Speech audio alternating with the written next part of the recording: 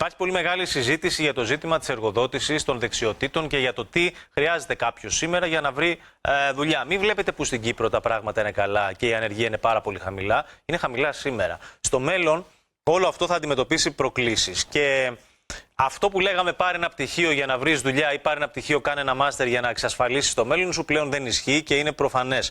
Θα καλωσορίσουμε εδώ στο στούντιο τον Άριστο Κωνσταντίνου, σύμβουλο σπουδών. Καλώς τον. Καλημέρα σας. Καλώς τον Άριστο. Και ταυτοχρόνως έχουμε τη Λένα Παναγιώτου, βοηθό Γενική Διευθύντρια της ΟΕΒ, μέσω σύνδεσης μαζί μας.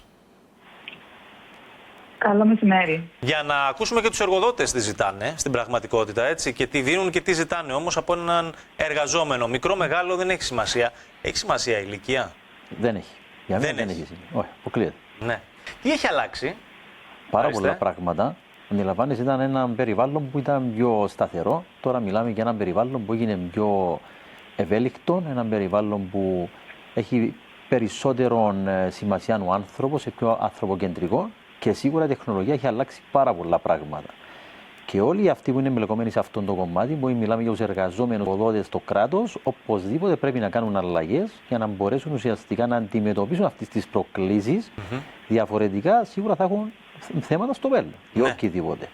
Κάποτε μιλούσαμε για το generation gap, ότι οι μεγαλύτεροι δεν καταλαβαίνουν τους μικρότερους, κάτι που το βλέπαμε καμιά φορά και στην αγορά εργασίας. Δεν μπορούσε δηλαδή ο παλαιός, ο γυραιός εργοδότης να καταλάβει τι θέλει ο νέος και αντιστρόφως. Τώρα αυτά τα πράγματα έχουν εντελώς αλλάξει. Δεν μιλάμε για μια τελείως διαφορετική συνθήκη στην εργασία.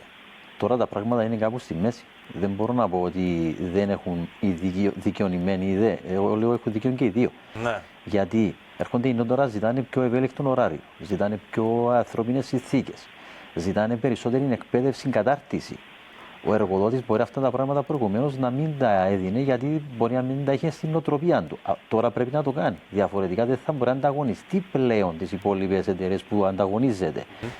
Ο νέος από την άλλη ζητά αυτά τα πράγματα, πολλές φορές δεν τα βρίσκει και υπάρχει μια μεγάλη διαφορά εκεί. Εκεί που συγχύζεται η κατάσταση. Νομίζω στο τέλος της ημέρας όμως και οι δύο ξέρουν τι θέλουν και αν μπορέσουν να ικανοποιήσουν αυτό το πράγμα, σίγουρα θα έχουν καλύτερες προοπτικές για το μέλλον. Αυτό έγινε περισσότερο ορατό με την Gen Z, με τους πολύ νεότερους, τώρα που βρίσκονται κάτω των 25 ετών. Νομίζω είναι συνδυασμός και το δύο. Το ένα είναι η συγκεκριμένη γενιά εννοείται, αλλά το δεύτερο είναι σίγουρα η τεχνολογία, η οποία έχει αλλάξει πάρα πολύ τα πράγματα και πολλά πράγματα τα οποία θεωρούσαμε δεδομένα με την τεχνητή νοημοσύνη θα αλλάξουν πάρα πολύ. Θα δώσω ένα παράδειγμα για να καταλάβετε. Αν είστε υπάλληλος σε μια τράπεζα και είστε στο ταμείο, έχετε ημερομηνία λήξης. Το λέω έτσι απλά γιατί αυτή είναι η πραγματικότητα. Να μου πείτε γιατί. Γιατί οι τράπεζες τώρα σου λένε κύριε, μπορεί να κάνεις την κατάθεση σου ή οτιδήποτε θέλεις, είτε από τη μηχανή είτε από το application σου. Δεν χρειάζεσαι να έρχεσαι στην τράπεζα.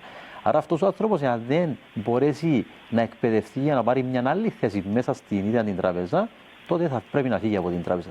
Το λέω έτσι ομά, αλλά έτσι είναι η πραγματικότητα. Ναι. Την ίδια στιγμή όμως, τι κάνει η τεχνητή νοημοσύνη? Μεταλλάσσει τα επαγγέλματα. Δηλαδή δημιουργούνται άλλες θέσεις εργασίας που εκεί είναι το θέμα. Ότι και οι εργαζόμενοι αλλά και οι εργοδότες θα πρέπει να καταλάβουν ότι θα πρέπει να εκπαιδεύουν το προσωπικό μας, να παίρνει δεξιότητες, όχι γνώση, για να μπορέσει να είναι ανταγωνιστικός. Διαφορετικά θα έχουν πρόβλημα και οι δύο. Ναι.